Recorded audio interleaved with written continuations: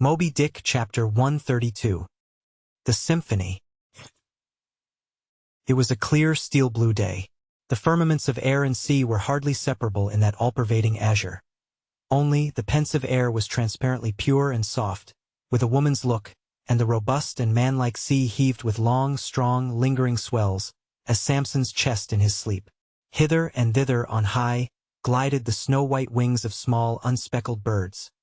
These were the gentle thoughts of the feminine air. But to and fro in the deeps, far down in the bottomless blue, rushed mighty leviathans, swordfish and sharks.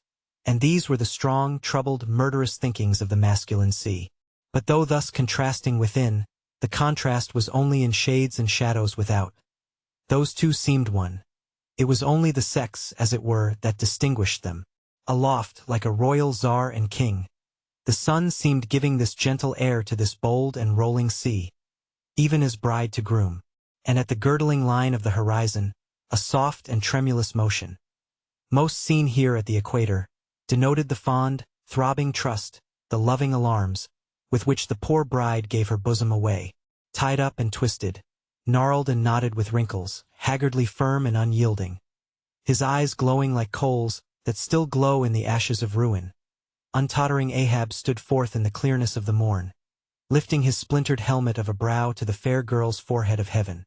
O immortal infancy and innocency of the azure, invisible winged creatures that frolic all round us, sweet childhood of air and sky, how oblivious were ye of old Ahab's close-coiled woe. But so have I seen little Miriam and Martha, laughing-eyed elves, heedlessly gambol around their old sire, sporting with the circle of singed locks which grew on the marge of that burnt-out crater of his brain. Slowly crossing the deck from the scuttle, Ahab leaned over the side and watched how his shadow in the water sank and sank to his gaze, the more and the more that he strove to pierce the profundity. But the lovely aromas in that enchanted air did at last seem to dispel, for a moment, the cankerous thing in his soul. That glad, happy air, that winsome sky, did at last stroke and caress him. The stepmother world, so long cruel, forbidding, now threw affectionate arms round his stubborn neck, and did seem to joyously sob over him, as if over one, that however wilful and erring, she could yet find it in her heart to save and to bless. From beneath his slouched hat Ahab dropped a tear into the sea. Nor did all the Pacific contain such wealth as that one we drop. Starbuck saw the old man. Saw him, how he heavily leaned over the side, and he seemed to hear in his own true heart the measureless sobbing that stole out of the center of the serenity around. Careful not to touch him or be noticed by him, he yet drew near to him and stood there. Ahab turned. "Starbuck, sir. Oh, Starbuck, it is a mild, mild wind, and a mild-looking sky. On such a day, very much such a sweetness as this, I struck my first whale, a boy harpooner of 18, 40 years ago. 40 years of continual whaling, 40 years of privation, and peril, and storm time, 40 years on the pitiless sea.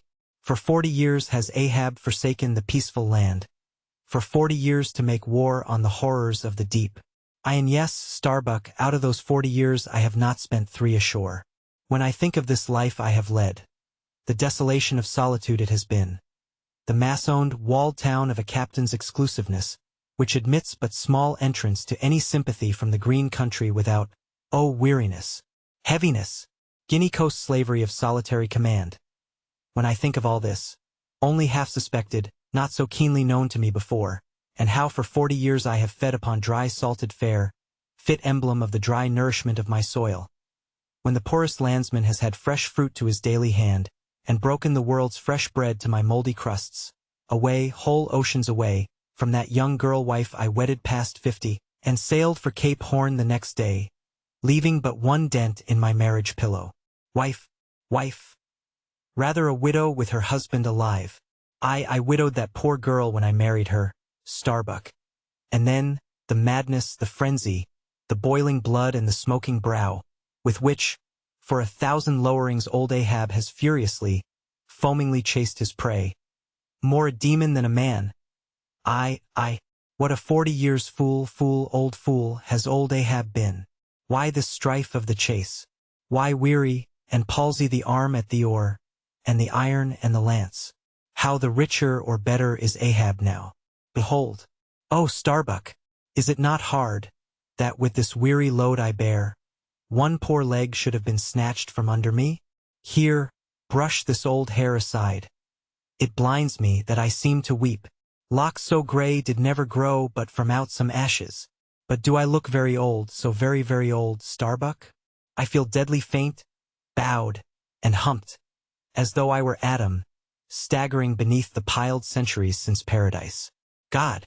God! God! Crack my heart, stave my brain. Mockery, mockery, bitter, biting mockery of gray hairs, have I lived enough joy to wear ye, and seem and feel thus intolerably old?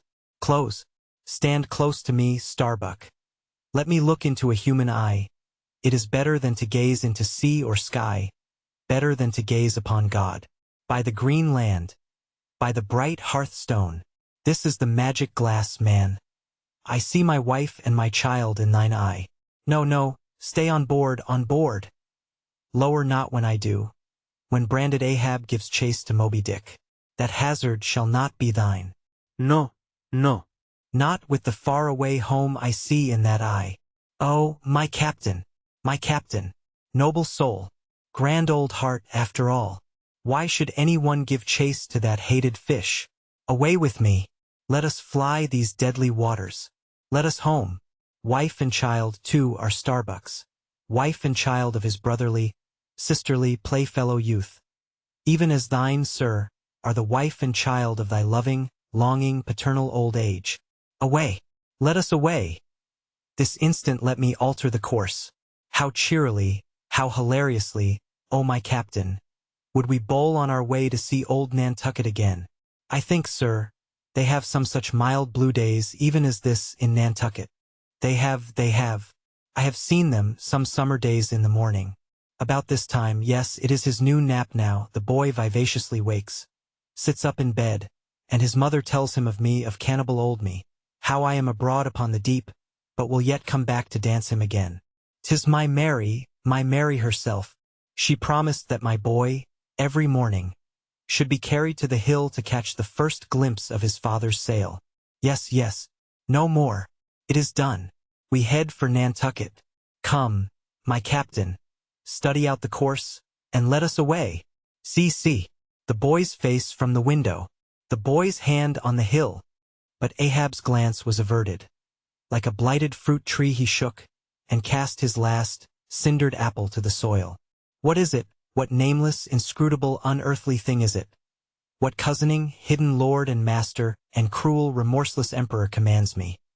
That against all natural lovings and longings, I so keep pushing and crowding, and jamming myself on all the time, recklessly making me ready to do what in my own proper, natural heart, I durst not so much as dare. Is Ahab? Is it I, God, or who, that lifts this arm? But if the great sun move not of himself, but is as an errand boy in heaven, nor one single star can revolve, but by some invisible power, how then can this one small heart beat, this one small brain think thoughts, unless God does that beating, does that thinking, does that living, and not I? By heaven, man, we are turned round and round in this world, like yonder windlass, and fate is the handspike. And all the time, lo, that smiling sky, and this unsound sea. Look, see yon albacore, who put it into him to chase and fong that flying fish. Where do murderers go, man?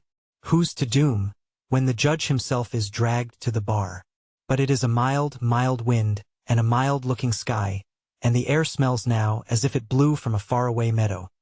They have been making hay somewhere under the slopes of the Andes, Starbuck, and the mowers are sleeping among the new-mown hay. Sleeping?